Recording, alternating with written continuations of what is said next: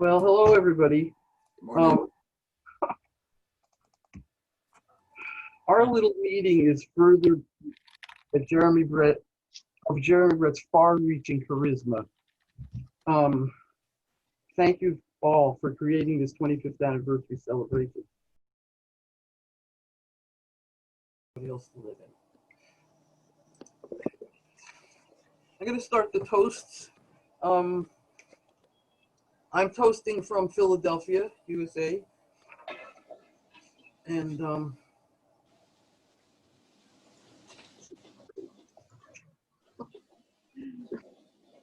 constant doorbell ringing. Okay, in the story of the adventure of the Golden Pate, Watson told us that Sherlock Holmes received a letter from the French president informing him that he was awarded the Legion of Honor.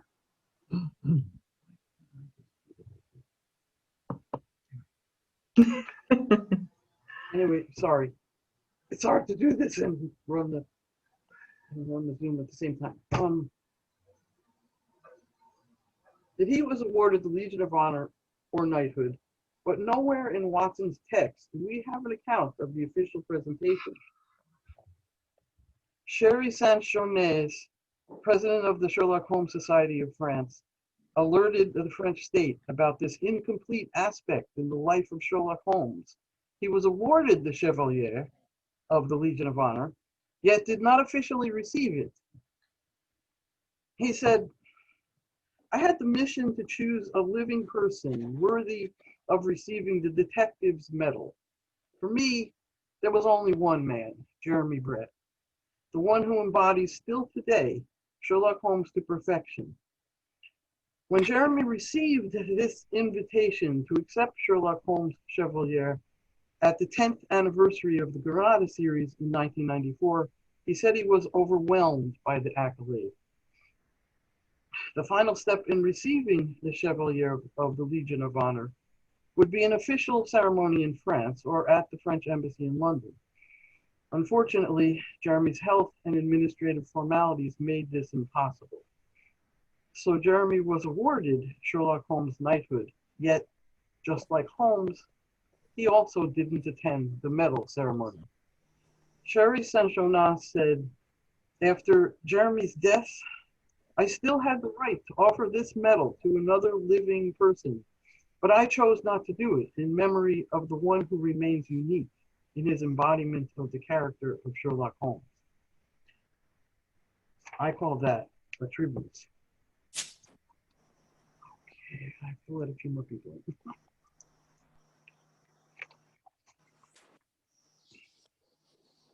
And Craig, would you like to unmute and offer your toast? And can I be seen and heard? Yeah. Very good. Good. All right. Greetings to all of you, my fellow Sherlockians from Western Canada, from South Central British Columbia. I'm in a part of the world where there is almost no theater, no ballet, no opera, no orchestras, no great museums, no art galleries, no literary societies, because we have almost no people. As a result of that, we have almost no COVID. And yesterday, I just met a buddy for lunch at Denny's, and we talked about Sherlock Holmes. So, some things we can be thankful for. I'm going to propose a toast. It is only just after 8 o'clock in Western Canada, so you'll be toasted with orange juice rather than champagne. It is far too early for strong drink. I had hoped to make this toast a little bit participatory, so if you want to shout out some answers, I'm going to leave some blanks. You can unmute yourselves, and if it gets too disruptive, we can forget that idea. So this is a toast to Peter Jeremy William Huggins, known and loved by us all as Sherlock Holmes. And it was 25 years ago today that the stage lost a fine actor. My first encounter with Jeremy Brett was as a young teen. I watched him as he stood outside the window of Eliza Doolittle saying, "I have often walked down the street before, the pavement always stayed beneath my feet before." All once in my several stories high, knowing I'm on a Zoom meeting with the rest of you. And of course, that was not sung in the movie by Jeremy Brett. Would any of you like to shout out the answer as to who sang it? It was sung by an otherwise unknown American singer named Bill Shirley. The character, of course, that Jeremy Brett was playing was, shout it out, Frederick Eynsford Hill is correct. I'm not hearing any answers, so maybe the shout out is not working. You need to give it a second to unmute. Okay, well, yeah, unmute yourselves. You can shout and scream all you wish. Jeremy Brett, of course, co-starred in that with Audrey Hepburn. It was not his first film appearance with Audrey Hepburn. He had appeared some 8 years earlier. And would anybody like to tell us the name of that film? War and Peace. War and Peace, yes. In which his role was small and the movie was long. The movie, his role was sort of forgettable, and also, according to Rotten Tomatoes, so was the movie. Now, because I am in Canada, and I think Vincent will go along with this, as a Canadian, we have this national insecurity, inferiority complex, having been dominated by France for 100 years, Britain for 100 years, United States of America for the last 75 years. So in anything, we always look for the Canadian connection, obscure, remote, and convoluted though it may be. However, the Canadian connection to Jeremy Brett comes up very early because his first wife was Anna Massey, whose father was Raymond Massey. Raymond Massey, who was a Canadian. And of course, Raymond Massey also played Sherlock Holmes in the 1932 movie, which was? Study in Scarlet.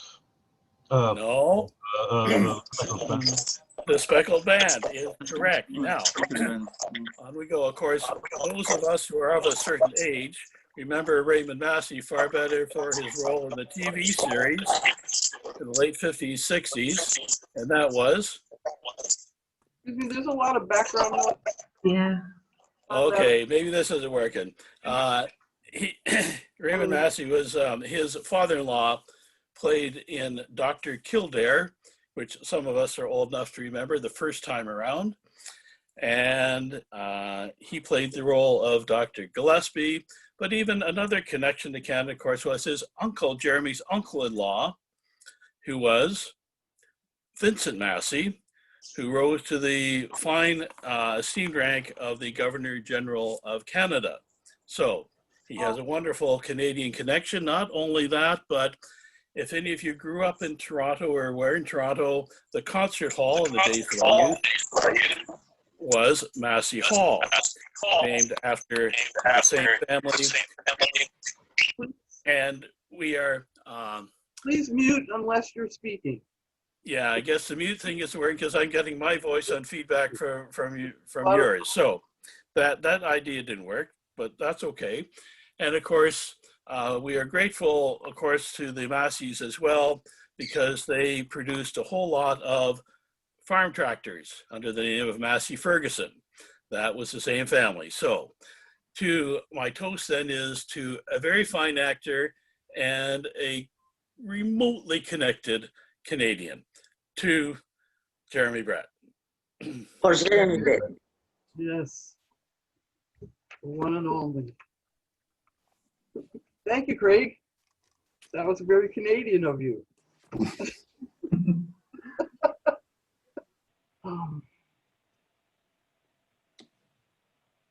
My friend Nevis is going to be running this. There she is going to be running this. So, can we have the first question? I can't hear you though. Cannot hear you. Maybe that's because I did this. Now, can you hear me? Yes, very well. Thank you. Question number 1. In the kitchen, Jeremy took over the role from Robert Stevens.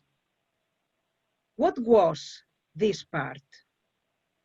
I repeat, in the kitchen, Jeremy took over the role from Robert Stevens.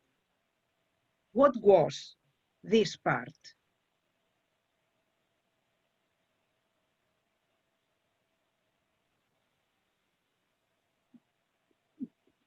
Too tough. Yeah. Really tough question. Excuse me. No one. Okay. Hey, Nancy's here. Well, I know the answer if you don't. That's a question I wrote. The answer is the German cook. He was a German cook in that. So nobody got it. Nobody got it. Okay. Well, let's try question number 2. You have to read the book. No, if you saw the questions that Maureen sent me, I couldn't answer one of them. And I edited her book. I couldn't answer them. I only missed one. Okay. Do I answer? Do I give the answer now? No, I just did. So what's the next question? Okay. The next question. Question number 2. In the 1979 Broadway production of Dracula, what area of the US did Jeremy play his standing room audiences? I repeat, in the 1979 Broadway production of Dracula, what area of the US did Jeremy play his standing room audiences?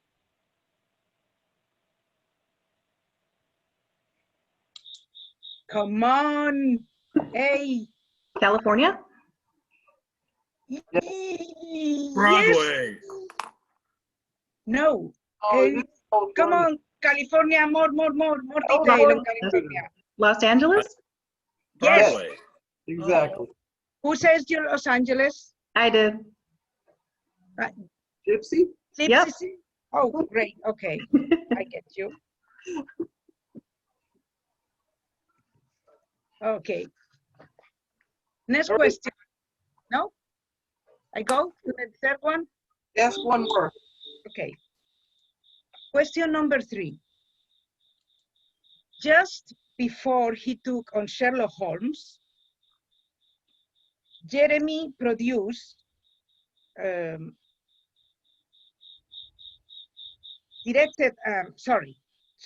I start again. Just before he took on Sherlock Holmes, Jeremy produced, directed, and starred in the Stratford Shakespeare Festival production of The Tempest. If he had been successful in producing a film of this production, he never would have accepted the role of Sherlock Holmes. What part did Jeremy play in The Tempest? Prospero. Yes, good. Who says Prospero? Bonnie. Bonnie, okay. All right. Do I continue or we continue later with the rest of the quiz, Gretchen? I think we should have another toast and continue later. Okay.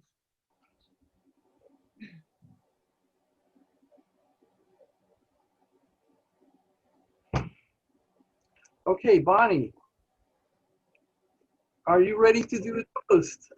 Unmute yourself and Toast. You know, I didn't. Yeah, sure. Hi. where Yeah, are you?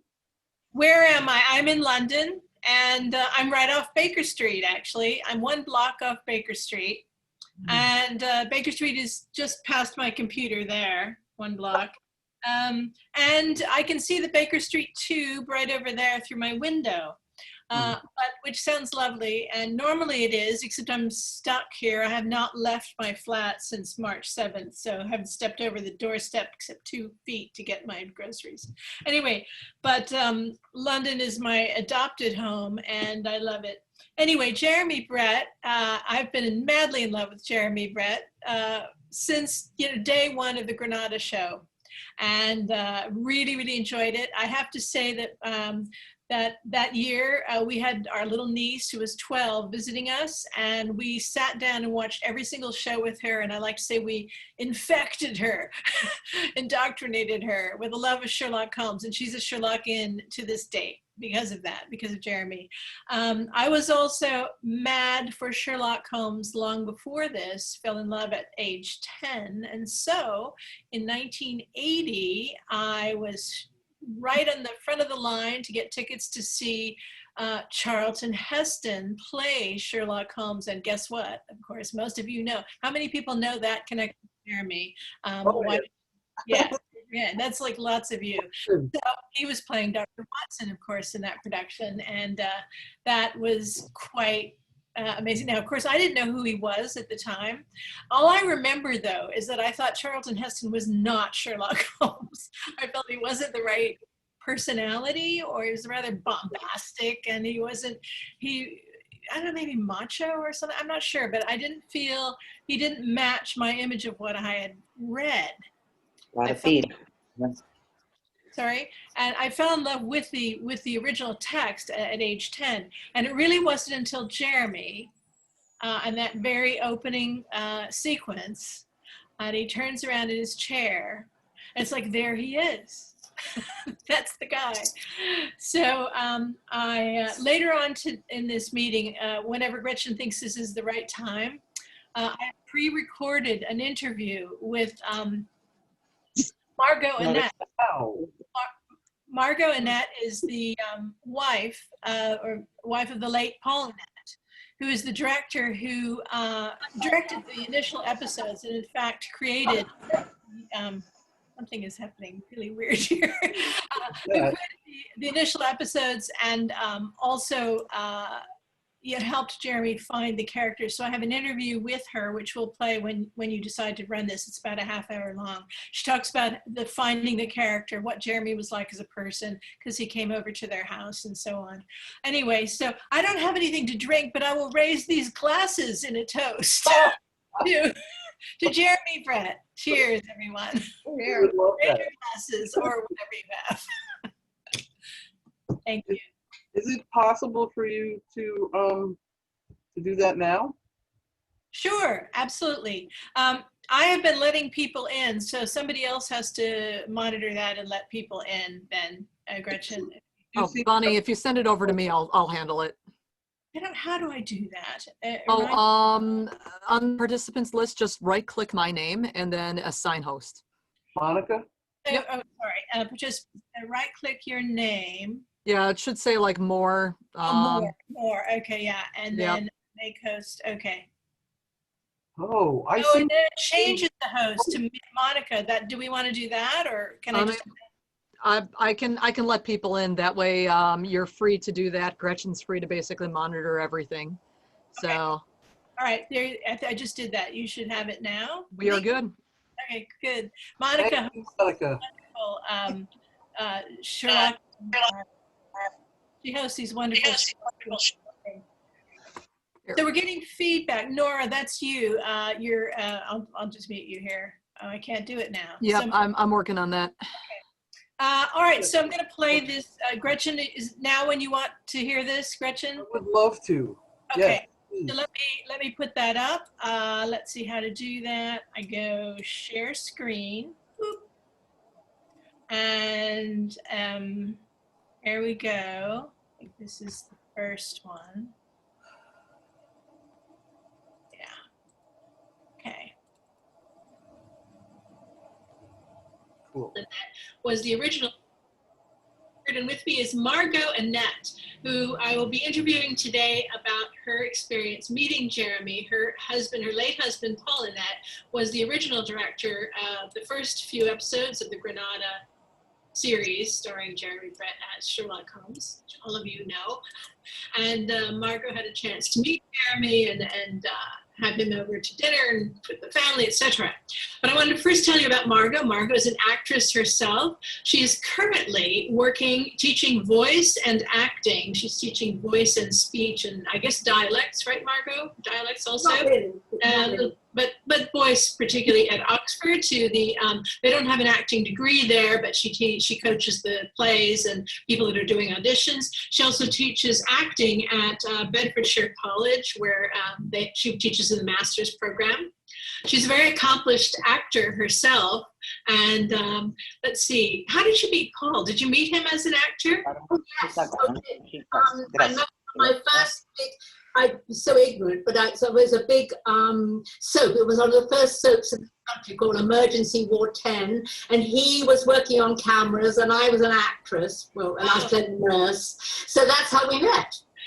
So you were originally a dancer, and you told me that you're very short, and that although Tiny Dancer is a song, that tiny dancers were not really encouraged, and you were pushed into acting, you said. And so you very quickly found yourself in the West End on, say, 5 Easy Pieces, right? No, five finger exercise. Oh, sorry, 5 finger exercise. No, Five something. Juliette Mills originated the part, and they had to replace her because she needed to go to the States in Broadway. And so because to find somebody who looked about 14 or 15 was hard. So they found me, and that's how I got into the West End, because exactly.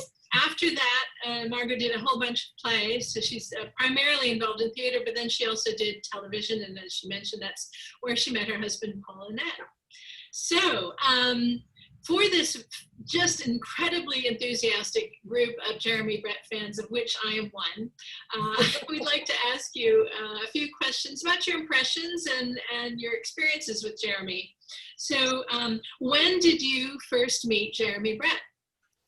I first met Jeremy with Paul because he invited us to dinner. It was before they started filming Sherlock Holmes, and they were planning it all, and they wanted to get to know Paul, but also to plan the look and all that kind of thing. And I can't really remember why, but for some reason we brought my daughter along as well. And we went to a restaurant, I remember, in the Edgware Road. God knows why, I have no idea. Anyway, and he was so lovely. He was so kind to my daughter, who was only 9, and he was such a gentleman. I mean, I remember the first thing was he helped us across the road. Now that sounds silly, but any of us that are married are used to the fact that we find ourselves across the road. Your husband doesn't usually offer, but Jeremy immediately, and I thought, my goodness, this is wonderful. And Chloe just fell in love with him because he was so attentive. Oh, frozen. Okay, so we've got a pause here. He was so attentive. He never let us feel that we were, should just hung around there for no reason. He included us in the whole talking of what he'd done and about himself and everything. He was a truly lovely, generous person. Well, that's lovely. I mean, I remember you mentioning that he got along particularly well with your 2 small children. And I guess you had him to the house occasionally, or? Yeah, we had him over for dinner. Paul always did that. Paul always invited actors back to the house. And I must say he was among the nicest that came back. But again, because he was so considerate. I mean, he was a very gentle soul. It's funny when you played Sherlock Holmes, because it looks as if he was very sort of, bombastic even. Exactly, and caustic and all those things. And it couldn't have been less like Jeremy. Because he, as I say, my experience with him was that he was so kind and so considerate. I think that's it, and very shy in a way. Shy. Yes, but I think most actors are actually. I think that's the sort of dichotomy, isn't it? One wants to be the centre of attention but doesn't. Well, that's why we act. Well, I think one wants to be the center of attention as someone else. Exactly. And it's a form of escape, I suppose, isn't it? Escape. And I think that was definitely true of Jeremy. I could feel that in him. I suppose, you know, as I say, I think that's why one starts off to be an actor, because one's always trying to escape into somebody else. And I think that's certainly true of him. Well, I was lucky enough to meet Paul at a conference, at a Sherlockian conference. And in this conference, he gave a talk about some initial not screen tests, because he'd already got the role, but initial character makeup and costume tests. And he mentioned that originally, Jeremy had seen Sherlock Holmes as very, very different from him, and then put a nose and had a funny walk and stuff. Do you remember you talk about that? Well, I think there's something, and if you remember within the show, I mean, at the drop of a hat, he was disguising himself as somebody. He'd have the false hair, you know, everywhere, and the big noses and all that. I don't know. I think it's because he did lack confidence. I mean, he was a very handsome man, and I think that is a double-edged sword, isn't it? Because you get known for being like Paul Newman, who also hated being handsome. I think it's because they think it's hung on them as the thing about themselves, and I think Jeremy. He, as I say, I think like most actors, he lacked confidence, but having got this role, I think if you go away into the character, I remember myself that when I was acting a part that had an accent, in a way it was easier because I could really lose myself in that. Whereas if you're playing yourself, it's quite dangerous because you've got to because you become them, it's quite difficult to get that line between you and them. I mean, just yes, and he was. I'm sorry. And I think that in a way I think he got more confident when he started doing the series. To think about it, I think it's because he wanted to try and find Sherlock Holmes, and because Sherlock Holmes was temperamentally so different from him, it was easier to go into the disguise. Do you see what I mean? So that he could feel him. And I can understand that, because I think when one starts on a role, you sort of have to hear them and see them. So that because I understand from my acting training, it seems to me that the British school of acting, or at least it used to be, it's a little different now, it used to be finding the character from the outside and then moving in. In other words, first finding the voice and the walk and the clothes, and then taking on something from those and moving internally. Do you think that's sort of what was going on?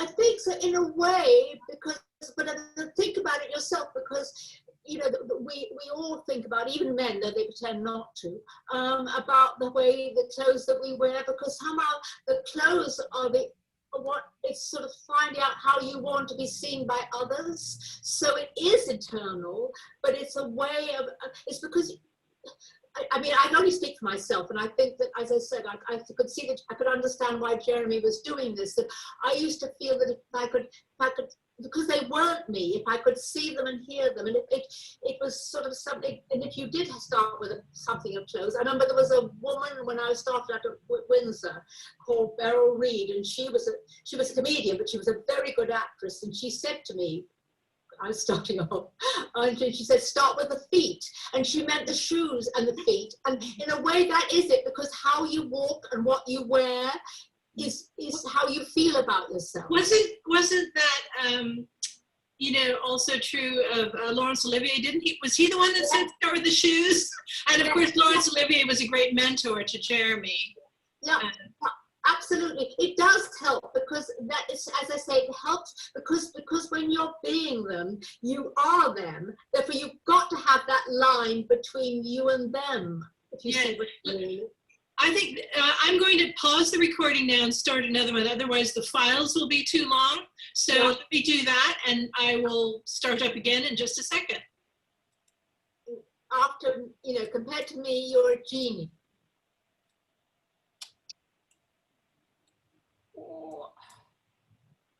Sure.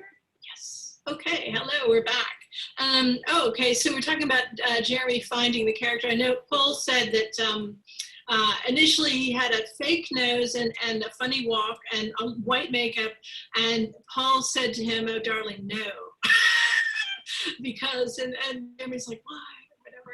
And Paul said, "Because you've been doing this for years." I I mean, he's jokingly telling him that this is going to be a pain in the butt to put all this stuff on, but actually he knew that it was Here's wrong. the problem with the image. He gently, guided Jeremy to be, he said, what we really want is you. And that's terrifying for an actor, isn't it?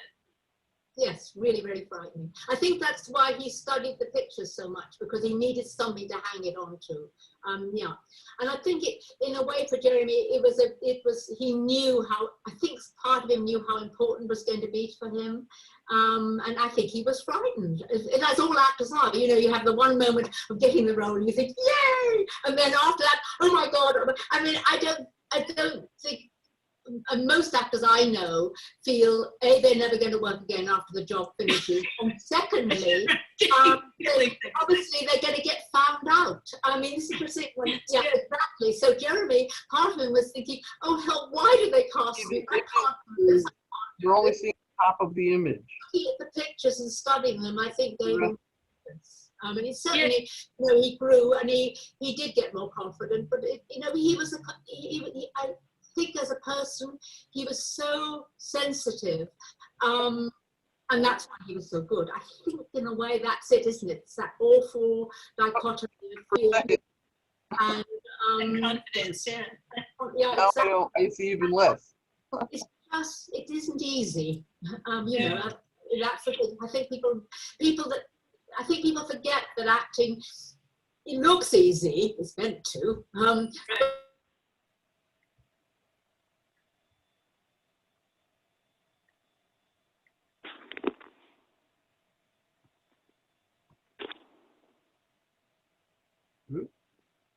What's happening?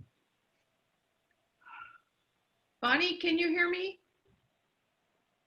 It's Nancy. We can't see the audio or video. Or you. We can't see you either. Huh. Yeah, when you speak, yeah. Bonnie, everything's gone. We can't hear her. Great. And she's the host now.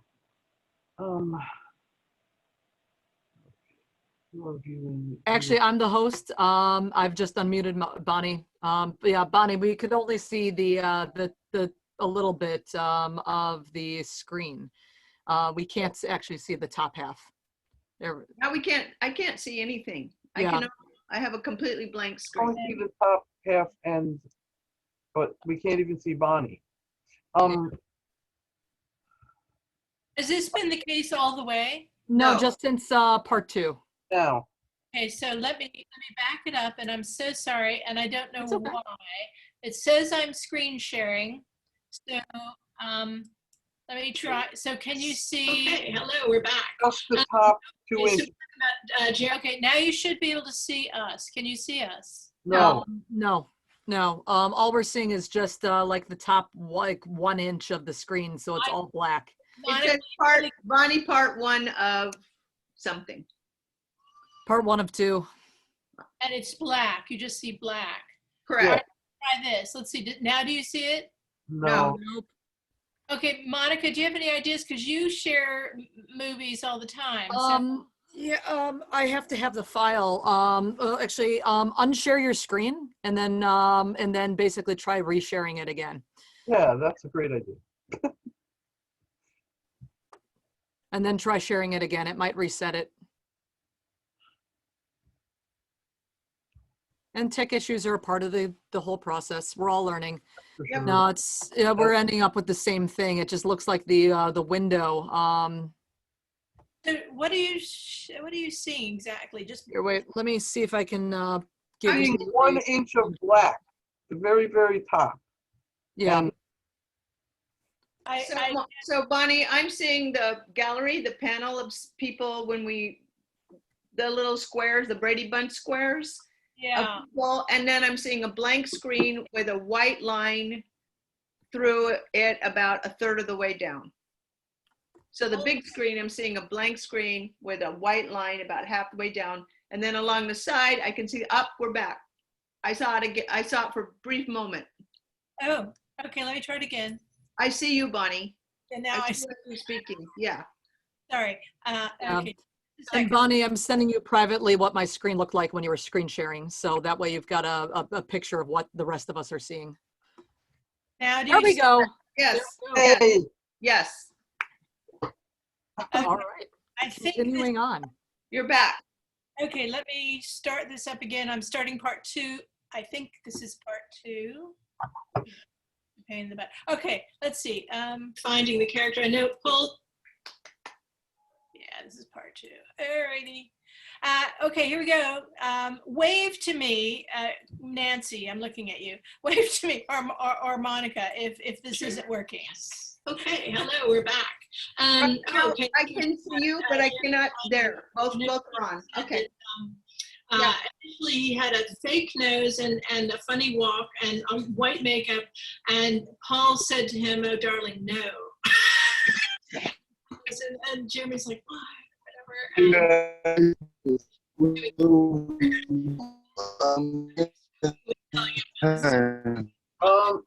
Put all this stuff on, but actually, he knew that it was wrong and it was over the top. And he gently, guided Jeremy to be. He said, "What we really want is you," and that's terrifying for an actor, isn't it? Yes, really, really frightening. I think that's why he studied the pictures so much, because he needed something to hang it on to. Yeah, and I think it, in a way, for Jeremy, he knew how. I think part of him knew how important it was going to be for him, and I think he was frightened. As all actors are, you have the one moment of getting the role, and you think, "Yay!" and then after that, "Oh my God!" I mean, I don't think. And most actors I know feel, A, they're never going to work again after the job finishes, and secondly, obviously they're going to get found out. I mean, yeah, exactly. So Jeremy, part of him was thinking, "Oh hell, why did they cast me? I can't do this. I can't do this." So looking at the pictures and studying them, I think gave him confidence. And he certainly, he grew and he did get more confident. But he was I think as a person, he was so sensitive. And that's why he was so good. I think in a way that's it, isn't it? It's that awful dichotomy of fear and confidence, yeah. Yeah, exactly. And talent. And it isn't easy. That's the thing. I think people forget that acting, it looks easy, it's meant to, but actually... He's completely confident from moment 1 when he turns around in the chair. I mean, moment 1, the first moment of the first show that was aired. No, it wasn't the first one shot, but it was the first one aired. Exactly. What you just said is the important thing, is that it wasn't the first thing shot, was it? So in a way, it's easier to do something, to ease yourself into it, and then shoot it. And if you've got a good director, that's what they'll do with it. No, I believe the first one shot was The Solitary Cyclist. That's right. Yeah. That's yeah. right. We're all fanatics in this group. Anyway,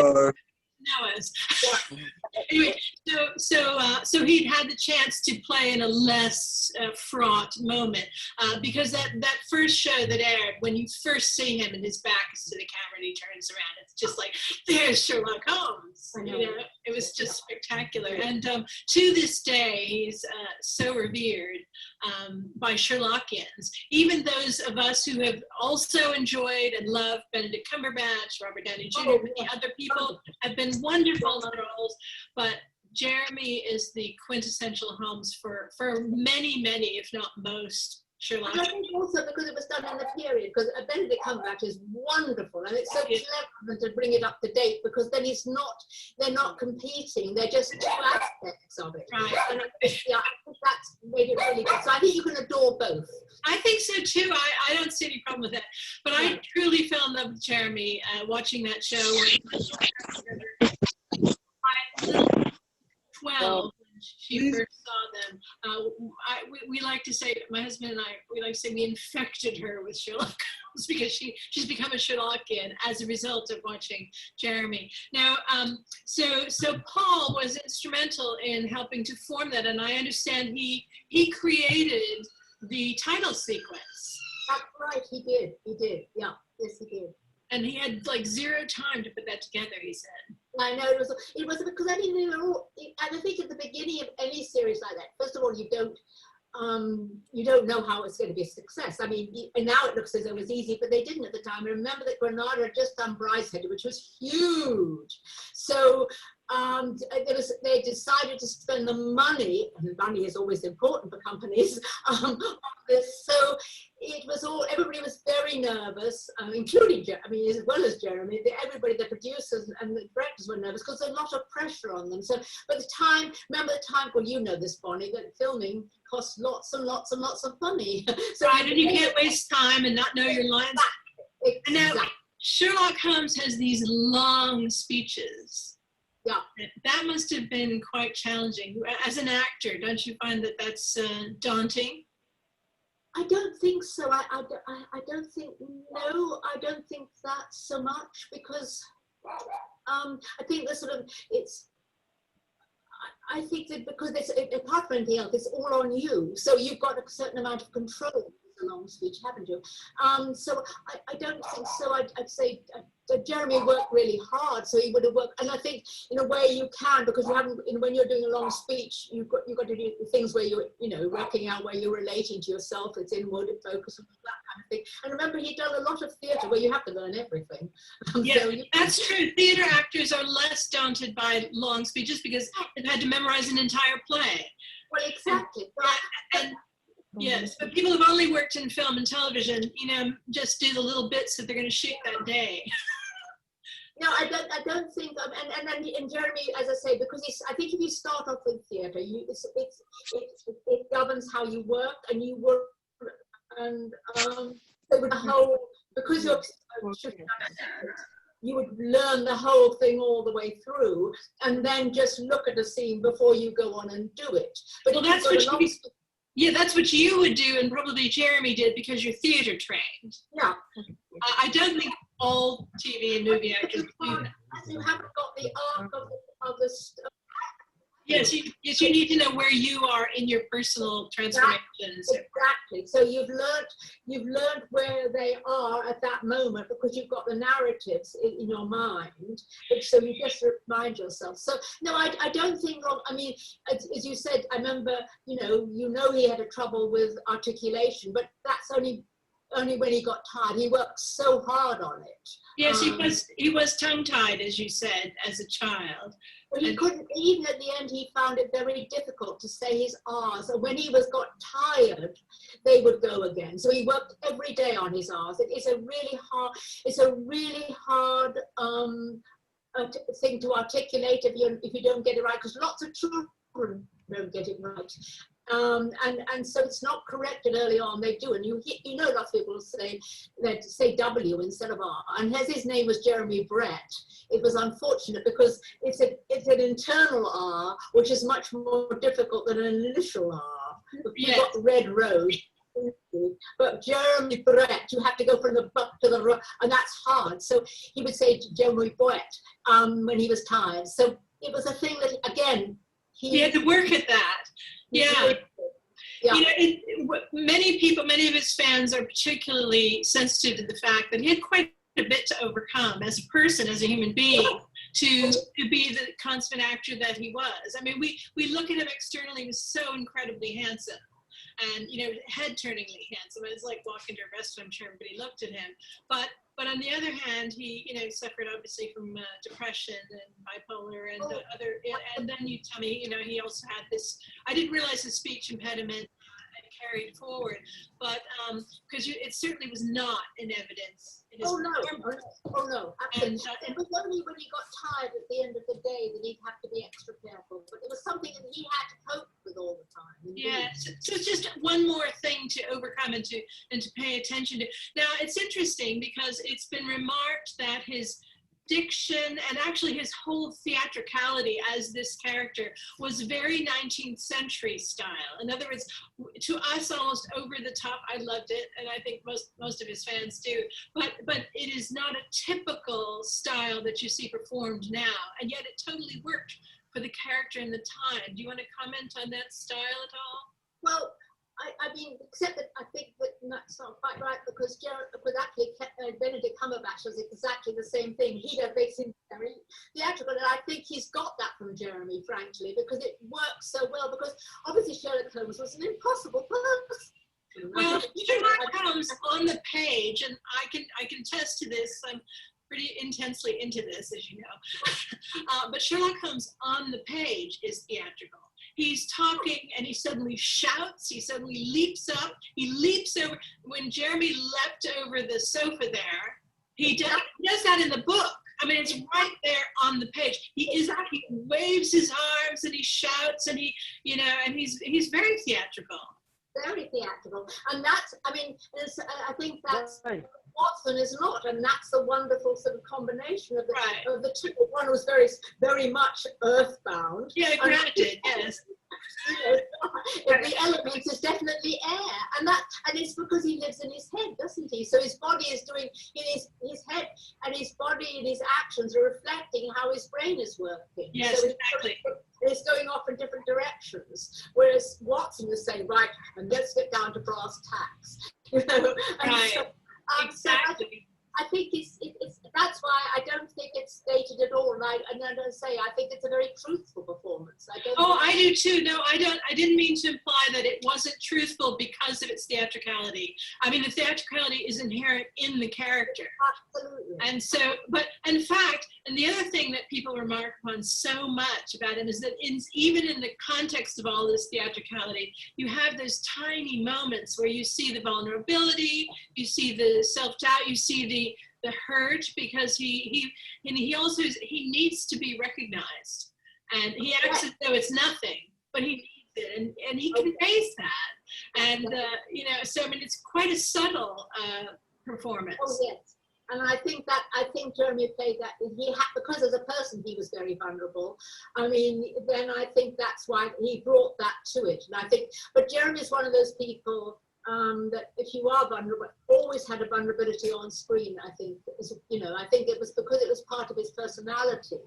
And you referred to the depression, and I think so many, without being generalizing, God knows, I think so many actors, cope with that quality because I mean that condition, because it's in a way it's the part of it.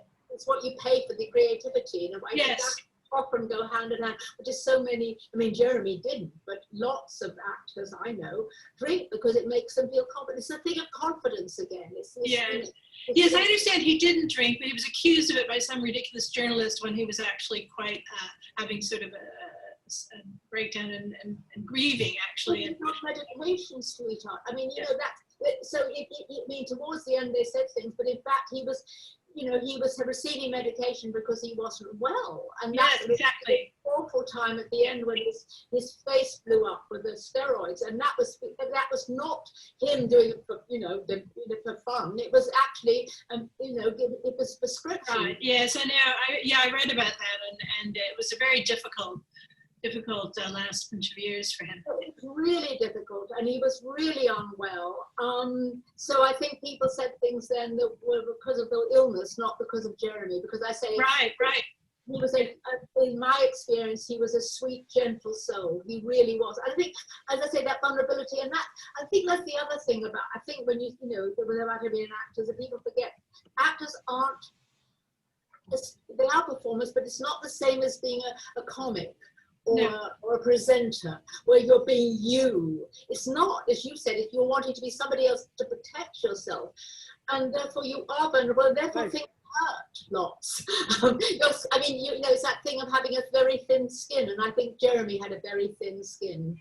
Oh, that's interesting you say that. Yes, I remember you did tell me once that you thought he was unlike some actors. He was a person who was not full of himself. Oh no, absolutely not. Absolutely not. And that's absolutely true. Which is, the things that we've been talking about, they stem from that, I think, really. And I think because he'd been in the theatre a long time, because I remember, because when I was in Five Finger, I remember that's when he married Anna Massey, and Anna Massey's mother was in Five Finger playing the mother. Adrian, I can't remember her name now, she's killed me for that. Anyway, but You know, so he was just starting out then. So he's been in the theatre a long time, really. So, and I think to have got this big role right then at the end, because even though he'd been to Hollywood, this was enormous because he knew it was all resting on him. Of course, he didn't know it was the end, but yes. No, but he knew, and he didn't know it was the end, but he did know it was a very big. Yes, it was a huge, huge role, more, and he would have to carry it, and more than he'd done before. Yes. Although he had leads in so many things, and it's quite astonishing. When Maureen Whitaker, who is present at this meeting, and she just wrote a fantastic book on all of his acting career, which is Jeremy. It's called Jeremy Brett Playing a Part. It's a wonderful book. And anyway, so yeah, that's a phenomenal thing that tracks all of his roles. So this is. Margot, this has been just so delightful, and I want to thank you because I think all of Jeremy's friends will love to hear this very personal account, and also from the point of view of someone who teaches voice and who acts themselves, the insights are really wonderful. So, well, thank you so much for having me. Bless you. Margot, thank you. Bye-bye. Bye. Thank you, Bonnie. That was wonderful. Who's this? Oh, yeah. Thank you, Bonnie. That was amazing. Brought up a lot of wonderful feelings about Jeremy. I'm a little trying to figure out what's going on here. Okay, maybe I should do this. That'll help. Yes. Thank you so much. Sue Davis, are you still awake? Are you still there? Can you please unmute yourself and? Yeah, I'm here. Can you hear me? Sue, I believe, is going to be sharing a personal meeting with Jeremy backstage, and you are. Where are you, Sue? I'm in Hampshire, in England. Cool. Thank you. Please give your toast to Jeremy. Yes, right. Well, really, it began back in the 80s when we knew that Jeremy's play was coming to London. I was suffering, or had been suffering, from agoraphobia, and my goal was to go and see this play. It was my goal to get well, to go and see the play. My in-laws arranged it. So we wrote to the theatre manager and asked if it would be possible to meet Jeremy backstage after the play. And I said this would be my first major outing after agoraphobia. So a couple of days later, we had a letter, or heard back from the theatre manager. I've shown your letter to Mr. Brett, and he said he'll be delighted to meet you. I thought, oh my lord. So we went to the play, absolutely enjoyed it, of course. So afterwards, we went backstage and knocked on the door. He threw the door open, great big beaming smile, come in, come in. So we chatted, and there was another couple with us with a young boy. And he took us all out onto the stage, and he said to the boy, would you like to see how I get ice or smoke for my experiments? Oh, yeah. So Jeremy produces some dry ice and drops it in the test tube. And of course, he was absolutely made up with that. So not too long after that, the bell went, which signaled that before too long, he would have to go on back on stage again. But we chatted a bit more, and he signed our program. And so we were with him, I think, for about 15 minutes. 50 minutes of my life that I'll never ever forget. And a couple of weeks later or so, we sent an ornament to Wyndham's for him to thank him for giving us his time. And then one morning the phone rang, and this was Jeremy himself. I thought, no, this is a hoax. It cannot be. No, it was Jeremy himself. I've just seen your present. Thank you so much. It got buried under everything else in my dressing room, and I've just come across it. And that was it. So that is basically my story. So a toast to Jeremy from me. Always loved, never forgotten. Here's to you, Jeremy. We love you. Yes, we do. We have Vincent, are you there? Can you give your toast, please? Another Canadian toast from Vincent. Hello, hello everyone. My name is Vincent and I'm speaking to you this morning from Canada. So more precisely from the city of Saint-Hyacinthe, located near Montreal, about 50 kilometers. Sorry about my accent, I am a French-speaking person, so last year I had the good fortune to visit the Stratford Festival Archive Center and the Stratford Festival Warehouse in Stratford, Ontario. This is where all the props and the costume of the whole production are stored. I had a chance to see and touch the costume that Jeremy wore for the Midnight Summer Dream play. Stratford, like Clapham Common, is definitely a place of pilgrimage. I hope that, like me, you will have the chance one day to visit this beautiful little town. Cheers to Jeremy. Cheers to you all. Yes. Thank you, Vincent. Beautiful. Yes, I miss it. I miss it so much. Maureen was there this morning, I think, but I haven't gotten any video from her yet. Supposed to have some video from Clapham Common.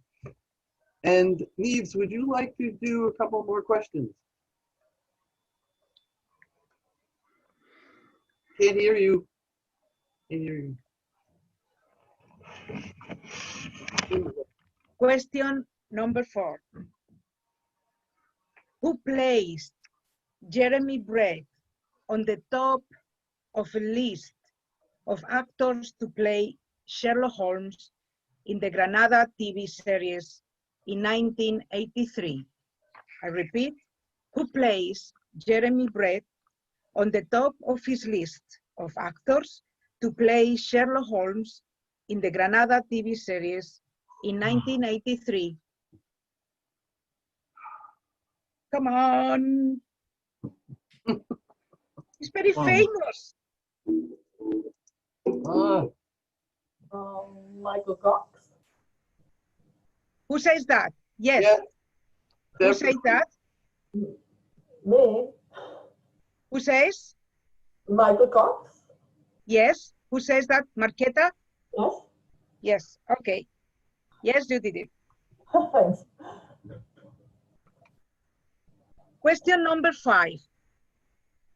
Against tradition and uninvited, adding twice the work to his plate, who went to the writers' production meetings before each one of the Granada Sherlock Holmes shows to represent Sir Arthur Conan Doyle?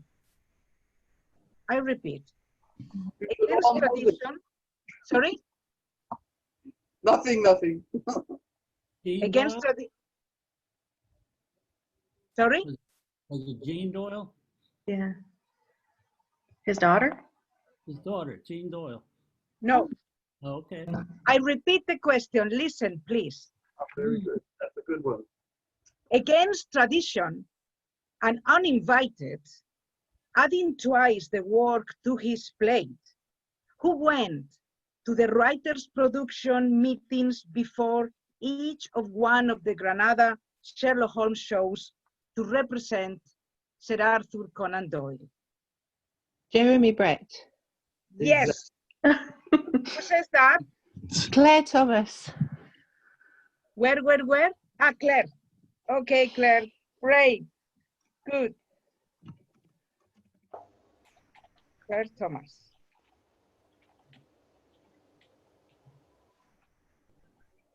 Question number 6. Who gave Jeremy Brett an accolade he considered his highest? calling him Sherlock Holmes of their childhood after seeing The Secret of Sherlock Holmes. James I Dean Doyle. repeat. Yeah, Dame Jean Doyle. Yeah. Yes. Who says that? That was me, Pernille. Hello from Copenhagen. Pernille. Okay. Perfect. Question number 7. A familiar comedian appeared in the 6 Napoleons. Can you name him and the part he played? A familiar comedian appeared in the 6 Napoleons. Can you name him and the part he played? Oh, is Eric Sykes?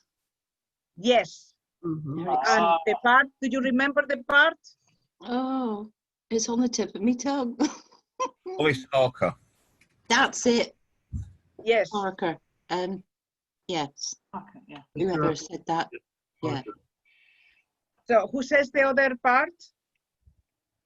I don't, someone. It was Robin, I think. It's me, Robin from Milford in Essex. Oh, Robin. Yes, yes, Oh, yes. Robin. Okay. Yeah. Sue and Robin. Okay. There are only 2 more questions. Do I continue? No, let's wait. Come on. Let's do it later. Or should we continue? Continue. Let's see. Okay. Finish. Okay. Number 8.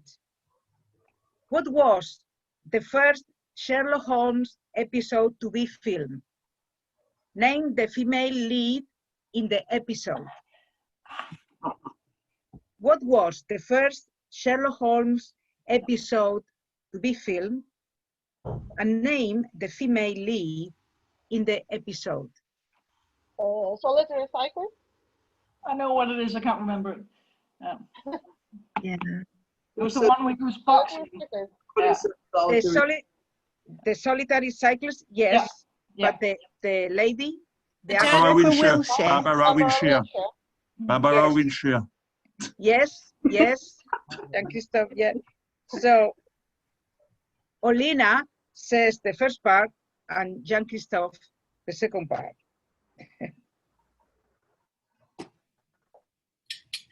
And the last one. By now, nobody has won.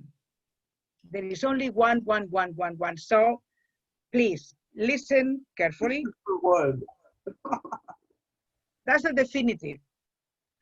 Arthur Conan Doyle was a great prankster with a sense of humor as large as he was. Throughout the Sherlock Holmes series, Jeremy Brett, who also loved comedy, worked in as much of it as he could. And mostly deadpan, who was his most willing accomplice in these lovely and funny bits.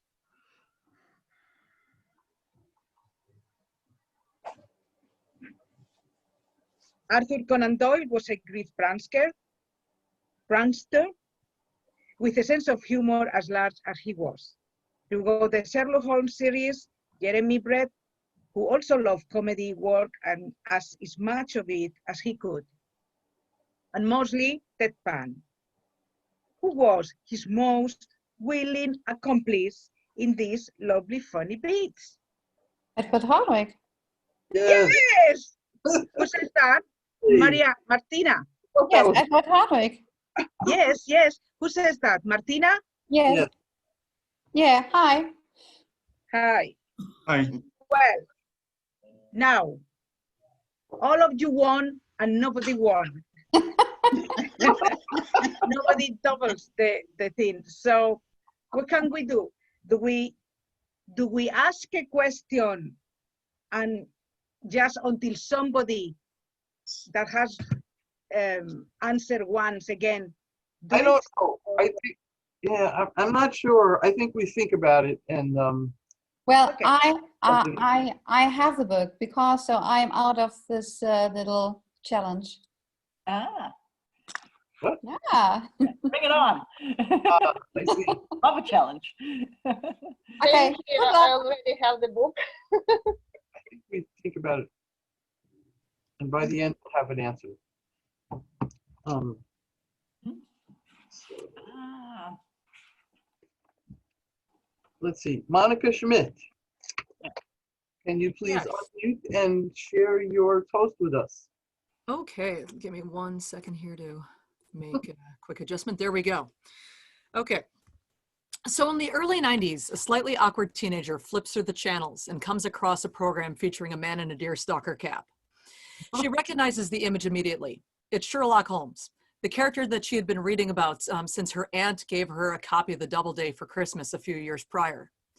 She had seen plenty of Sherlock Holmes films by then, with her first exposure being 1987's The Return of Sherlock Holmes with Michael Pennington, and having digested all of the Basil Rathbone films as well as Murder by Decree and sadly the mediocre made-for-TV version of The Crucifer of Blood with Charlton Heston. But this actor was different. He was different from the others. He was mannered, energetic, and perhaps, just a little sexy. It was like the character had leapt off the pages and landed on her television screen. She became entranced, dare say obsessed with this actor's portrayal of the character, and maybe just a little bit with the actor himself. She scoured the internet looking for information on him, finding fellow Sherlock Holmes and Jeremy Brett enthusiasts along the way, actually including Diane Tran, who happens to be my oldest Sherlockian friend, developing what would be lifelong friendships along the way. From people all around the world because of this mutual interest in this man's depiction of Holmes. While my interest in Jeremy and Holmes kind of waxed and waned over the years, I was busy at university working on my master's, developing my private practice as a therapist. He always remained present in the background.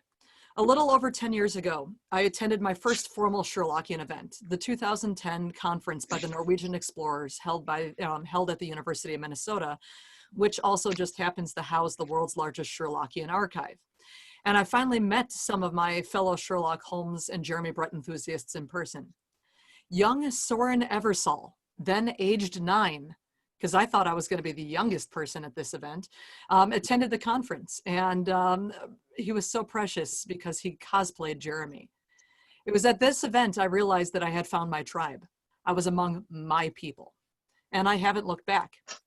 Perhaps this story resembles yours, or maybe some aspect, or maybe there's nothing in my story that resembles yours.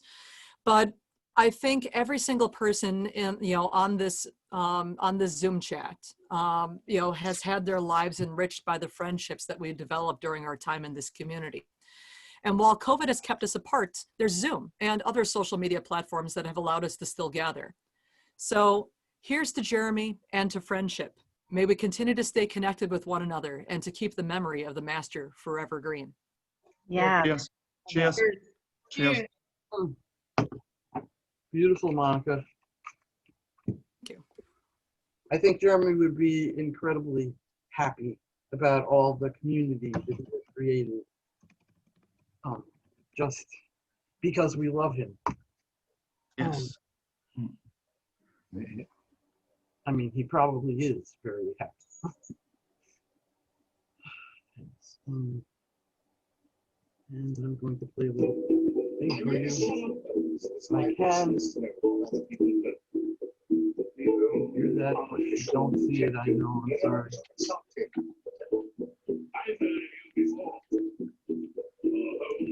I'm sorry.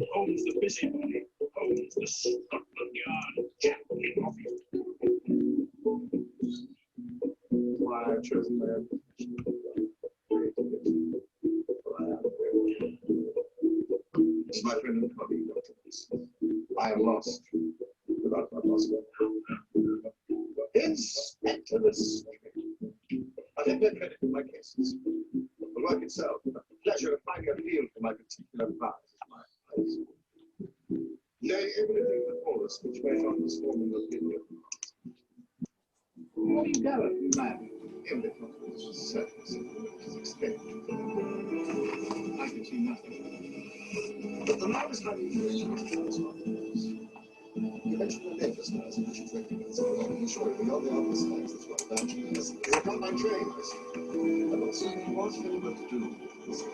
Return ticket to the past. As well as this book. Return free lesson and I suspect I know nothing about your wonder.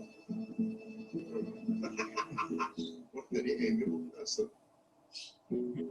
What is it tonight? Morphine or cocaine? Not only is your friend as a medical man, how can you risk such damage to the great powers with which you have been endowed? Very high clarifies and stimulates the mind. Yes, and destroys it in time. Angel Maffei, you have told me nothing. I am not retained by the police to supply the deficiencies. Tell me the facts. Excellent.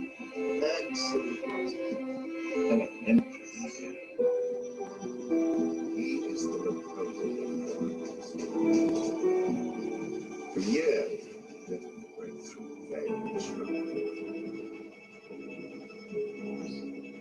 You are.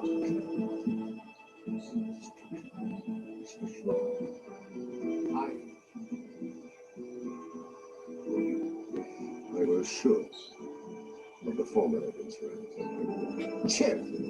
Accept. High places before together. Never as tight as this one.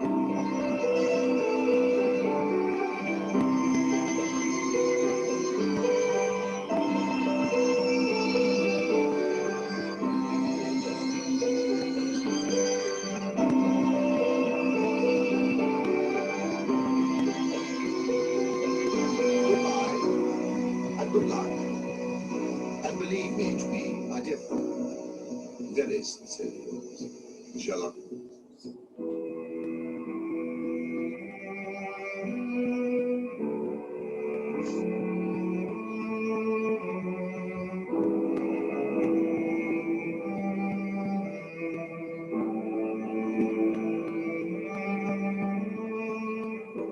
Certainly does. The best, wisest man.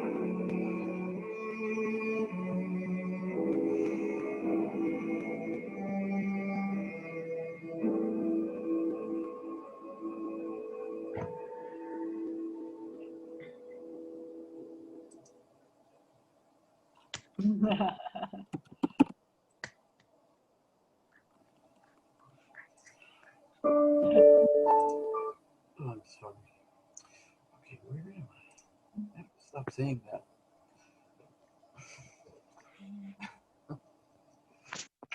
Hello.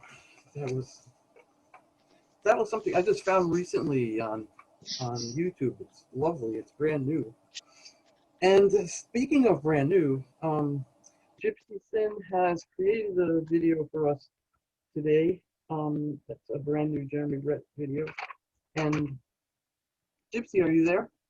Yep, I'm here. Can you guys hear me? Yeah. All right. Yes. And So- where are you? Say that again? Where are you now? I'm in Wisconsin, so USA, Midwest. And I started watching Jeremy Brett in 2012. I watched him in The Final Problem, that scene with Moriarty, and I just fell in love with him. I just thought he was so magnetic, and his performance was amazing. So that started the whole thing, and that's when I started my YouTube channel. And I created that video, the ET video that I'm sure you guys have all seen. And since then, it just kind of blossomed. I made a ton more videos. I dragged my family to the UK to follow in his footsteps. We visited Clapham Common, which was beautiful. We got a chance to see his condo. We visited Berkswell, which is the highlight of that trip. That was a really beautiful experience.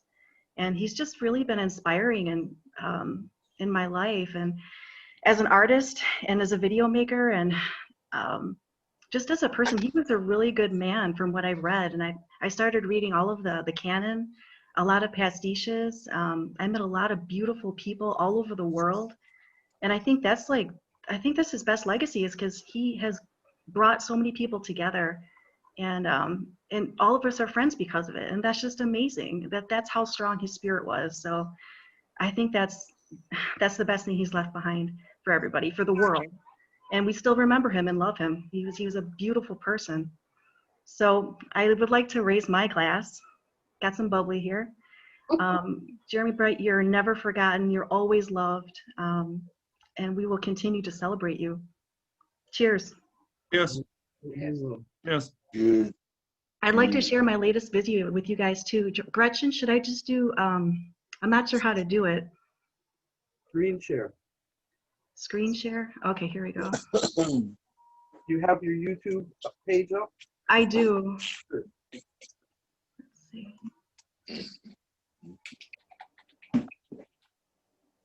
Sorry guys, bear with me.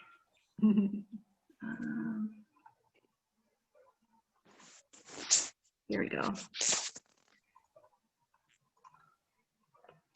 right. Hope you like it. Make sure you We have a little time. Let's make the most. Can you bring it to full screen? Let us see whether 3 years of absence entirely take away my fun. Can you hear it? Yeah.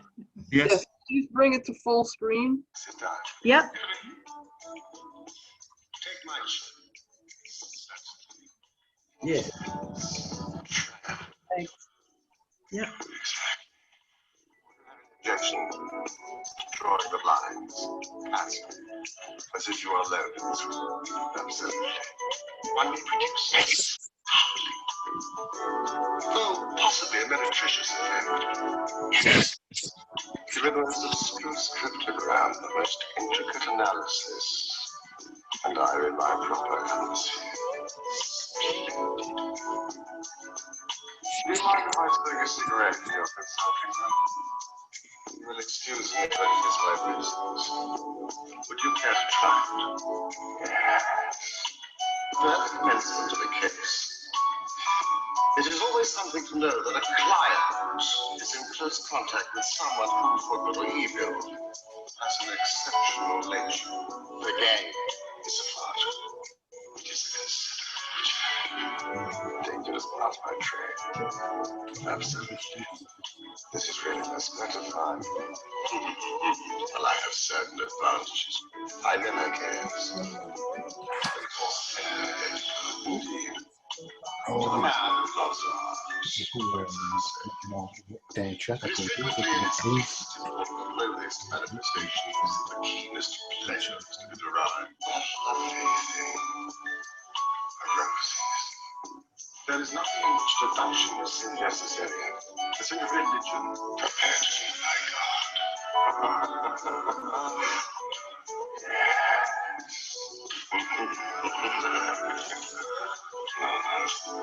Dear me. I trust the days are not within our accustomed scale by infinite variety, for I am the only one in the world. This is a very pretty demonstration. How could you say? Desire. Deception. Deception. Who's saying?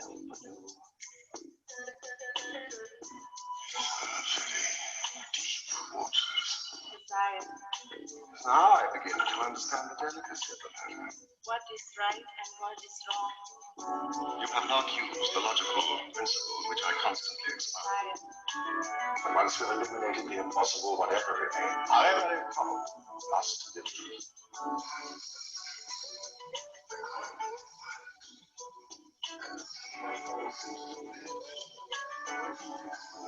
Once, I'm afraid that in the pleasure of this conversation, I'm neglecting business of importance, which awaits me elsewhere. For the cause is excellent. You have something more interesting, I fancy. I believe you have in your hand a relic, which is not only of great intrinsic value, but also of great importance as a historical curiosity. I must ask you, therefore, to be kind to place it in my hands. The conversation really is most entertaining. It was absolutely delicious. We constantly behave ourselves. It's just like the old days. I am lost without my Boswell. We have removed the bottle.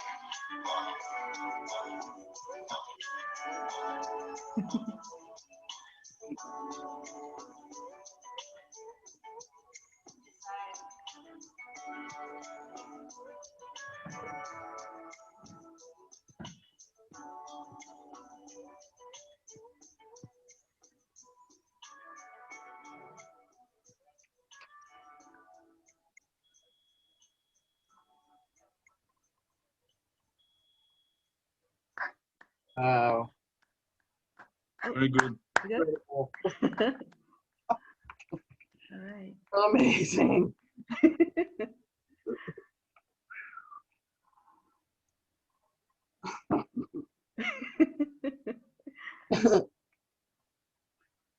David Burke said that he was chiefly famed for two things: his physical beauty, which even in middle age caused grown women to swoon, and for being a little mad. The madness, I soon discovered, was largely a delightful streak of eccentricity and determination to celebrate in spite of almost anything life threw at him. Thank you, David. Thank you, Sue.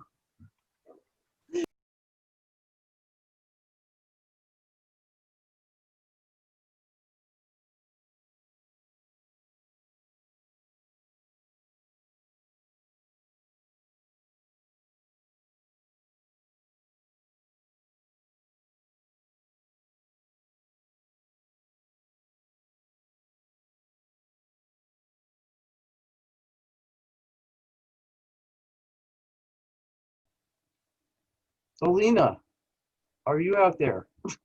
Are you still there? Could you please Of course, I'm here. Yes, thank you. I'm very excited and very happy to be here today and see my friends. Some of them I'm very happy to met in person. Hi, Jean-Christophe. Some are those whom I know online. So special greetings to you who is here. And I am in Ukraine, so greetings from Ukraine, Western Ukraine, the city of Ternopil. And I can say that in Ukraine, Jeremy Brett is probably comparatively recent. Sherlock Holmes, because it was the first time when we watched the Granada series, it was probably 2001 or 2002. And unfortunately, at that time, I didn't have possibility to watch the whole series, only some episodes. And it was probably 2014 or 13 when I just managed to watch the whole series from the beginning till the end. And you know what? I will repeat some of today's opinions that it was just the Sherlock Holmes whom I imagined when I read the book, when I read Arthur Conan Doyle stories. And I should say it was when I was 11 years old. And much later, I got to see the Sherlock Holmes whom I imagined. I started to look for information about Jeremy, and I was devastated really to learn that he was already gone. And that made me want to learn more about him. And today I want to say that it's not only his Sherlock Holmes who fascinates me. It's not only his acting, but I admire him as a person, strong person who could fight the circumstances, who could fight back. And this is, I can say that two of my favorite stories about Jeremy is one is about how he sent himself a fan letter, the story which was told more than once, yes, and another one is how he ran away to Hawaii just for some days to break free, to make himself free. That story which was told later by Fred Myers. And these are two life lessons I got from Jeremy, I can say. One thing is, if nobody can make you happy, you can make yourself happy, yes? So you can do this. And another thing, that you really have to have courage to be free and to, if not to run away, just you should have the courage. And like, if you want to do it, do it. Just if you have some idea, you should proceed. Yes, you should do it if you want to. And even I can say that runaway is the story I always tell my students, and we discuss it in class. So, and as for Jeremy and his place as Sherlock Holmes in Ukraine, I can say that we have constant quarrels of fans here. Who is better, Vasily Livanov, who is the Sherlock Holmes of our childhood, or Jeremy Brett? And I should say that there are different opinions and so on. But one of our Ukrainian writers once wrote a book, his, let's say, story, pastiche about Sherlock Holmes. And when I was reading it, I understood that he kept in mind Jeremy Brett, his laughter, his gestures, and so on. And I was so happy that Jeremy Brett is now more and more known here. And I can say that Granada series are repeated more and more in Ukraine nowadays. Maybe once every 2 months, I see it on the TV channel. And this makes me very happy because Jeremy Brett is entering our homes. And I can say that I should say that today I'm very happy and excited to be here. And I want to join all the toasts said in honor of Jeremy. And I want to say that my toast is not only to actor, my toast is not only to Sherlock Holmes in his representation, but to the courageous, kind, strong, and fighting man, so to Jeremy. Mm-hmm. Thank you. Thank you very much. Thanks for doing that. And I have one more. Let's go back here. Marquetta. Am I saying that right? Marquetta. Are you there? Yes, you're there. Would you please offer your toast to Jeremy? What's happening? Yeah, so first of all, well, my warmest greetings to all of you from the Czech Republic, the country of the scandal in Bohemia. And yeah, well, and in my toast, I'm going to address Jeremy. It's going to take a couple of minutes. So, well, Jeremy, let me propose a toast to you and your portrayal of Sherlock Holmes, considered definitive by many. Above all, let me propose a toast to friendship. Does it seem surprising? Yes and no. In movies, Sherlock Holmes had never been associated with warm feelings, let alone friendship. However, it was to be changed forever soon. One day, in 1981, you were offered to play him on screen. You struggled to accept the role. You felt terribly miscast. How cold and inaccessible he seemed. You wouldn't cross the street to meet him. Then your heart gave you the advice. Make him more human. Let him experience the gift of friendship, the gift with which you are endowed. So, you invented his inner life, the image of Holmes, the calculating brain without heart, disappeared forever. Yes, you stayed faithful to the Conan Doyle's original. You wouldn't betray him. Your Holmes is still a master of deduction and astute reasoning. Your Holmes astonishes, argues, reproaches, teases, shows off. Poor Dr. Watson. But then, your cracks in the marble come. Your Holmes chuckles or even laughs with his dear, devoted friend, Dr. Watson. Your Holmes can't stand to see his friends mourning at the Reichenbach Falls. Your Holmes even calls him John after a dangerous experiment. And when the words can't speak, your eyes say the rest. No, your Holmes couldn't live long without his friendship, without his fixed point in a changing age. You gave Holmes a piece of your heart. You taught him how to be a friend. Well, a closed chapter? Not in the least. Look at all of us who became friends thanks to you and your Sherlock Holmes. At all of us who have gathered here today to celebrate your life and rejoice. What a happy destiny to live forever through the friendships of others. So, let's raise a glass to you, Jeremy, to your Sherlock Holmes, to all friendships past, present, and future. Mhm. Thank you. That's beautiful. Thank you. And now I have Robin Rolls. You're there? I see you. To give his toast, and after Robin, I open it up to the rest of you to give a toast off the cup. So first, Robin. Okay, well, I'm Robin. I'm from Ilford in Essex, which is also part of Greater London. It's a very English thing. This is to live in two places at the same time. And I'd like to talk about the Granada series.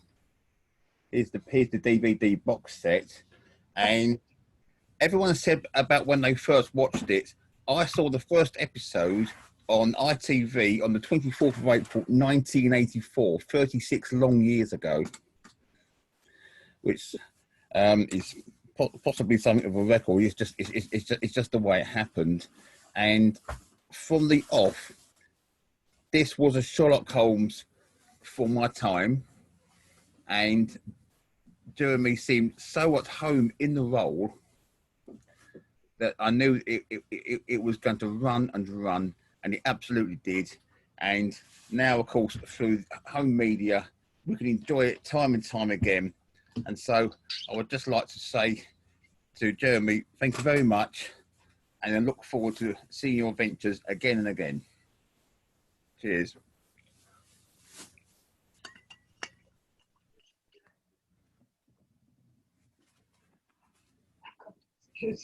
Hello, I'm back. Thank you, Robin. Martina, Yes. are you going to offer a toast to Jeremy? I would like to take a post, but I would like to say something. I had my only thoughts because of the success of Jeremy Brett as Sherlock Holmes. Well, as he started to personalize Sherlock Holmes, he was 51, but we know he looked like a young Sherlock Holmes who was described in the stories. Perhaps you know, as Holmes and Watson had come together, Holmes was only 28 years old, and this was no problem for Jeremy Brett to play this lad. As he did the last part as Sherlock Holmes, he was 68, and he looked as such maybe older because of his illness. We know Holmes and Watson had been a team for over 32 years, from 1882 till 1940. I think the fact that we can observe Sherlock Holmes getting older and older, from a young man to an older gentleman with all the restrictions of the process, could be one of the reasons of the fascination of his performance, because it makes Sherlock Holmes real. We have one of the best actors of Great Britain, haven't we? We have the greatest detective of English literature, and we have the tragedy coincidence of Jeremy Brett's illness, which lets see the natural aging of Sherlock Holmes during 3 decades in only 10 years. We have never seen it before. I feel sadness about it and a very great gratitude at the same time. Sadness about the personal fate of Jeremy Brett, and gratitude for his heritage he only could left under great personality sacrifice. Mr. Brett, it's an honor to celebrate your commemoration. Best regards from Germany. Cheers. Yay, thank you. Cheers. Cheers, thanks. I'd like to say something, the toast for Jeremy. Okay, My hold on. thoughts would be, thank you for enrich my life in so many ways. Sherlock Holmes was the first book that I read in English when I came to Ireland to study English, to learn English. By that time, I did it, I think, in 1987. I have no idea who Jeremy was. My only image of Sherlock Holmes was Basil Rathbone. And then when I started to read the novels, I was shocked. I was shocked because I realized that this, first, Watson wasn't an idiot at all, and that wasn't Sherlock Holmes, the one I saw in the cinema and in the films. That was awful. So I just really fell in love with Sherlock Holmes, the character.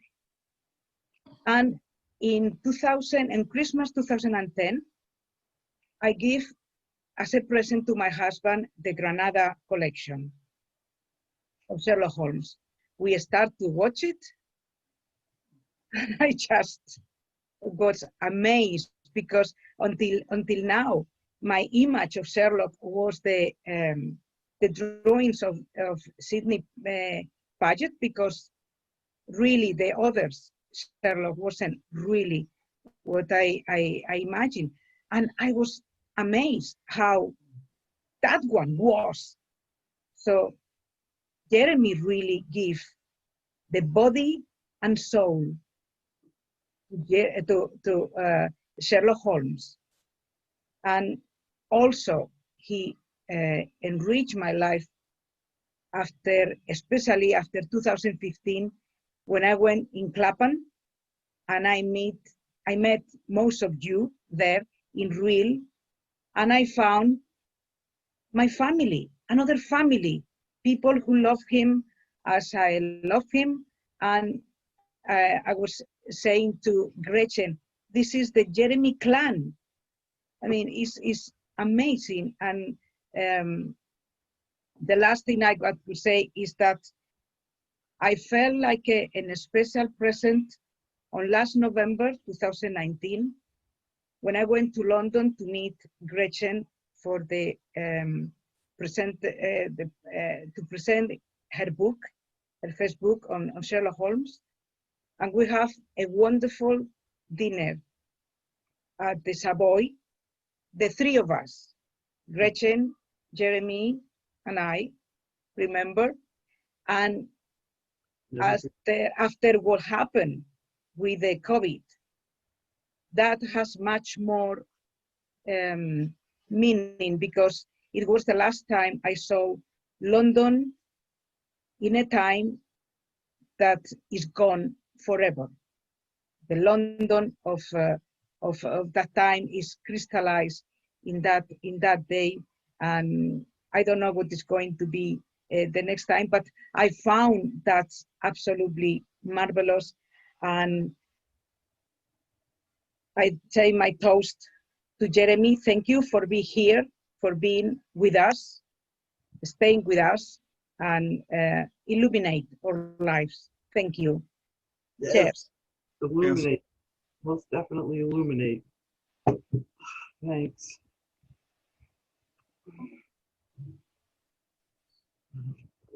Sheba, is that how you say your name?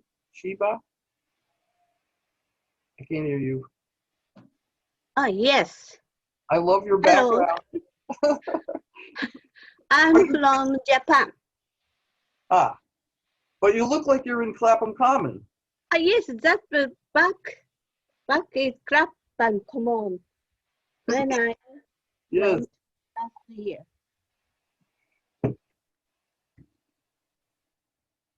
And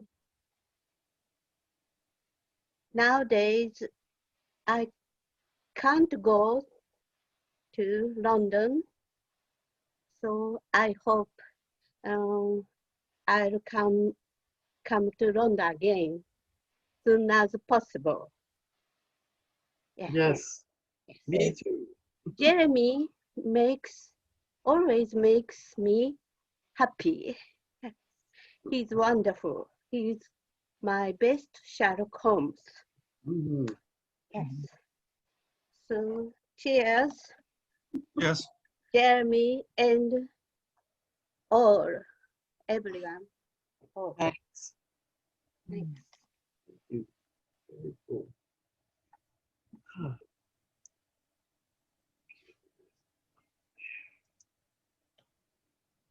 Nah. Neves, Yes. where are you still there? Oh, there you are, right in Yes. front of me. I shuffled all the questions and the quiz questions, and I came up with number 2. Who is number 2? They win the book. Gypsy. Gypsy, it was the number 2. Okay, well, remember that name. I'm gonna. Oh, okay. Well, we need to know. Are you still here? I'm here. I'm Gypsy. Okay. Get your information later. Okay. Or email me your information so we can get to use the book. Thank you. Welcome. How appropriate. So I think we can bring this meeting to an end. I think I thank you all for all your incredible help and sentiment and patience with my inability to do Zooms. Thank you for this wonderful celebration of Jeremy Brett and the founder of this marvelous community. As he would say, who's that? As he would say, bless your darling hearts. And have a great day. Thank you. Thank you for organizing this, Gretchen. Thank you for everything. Thank you. Thank you, Gretchen. Bye-bye to Thank all. you. Bye-bye. Bye. Bye. Bye-bye. Thank you. Nice meeting all of you. See you. Thanks for coming. Thank you. Bye-bye.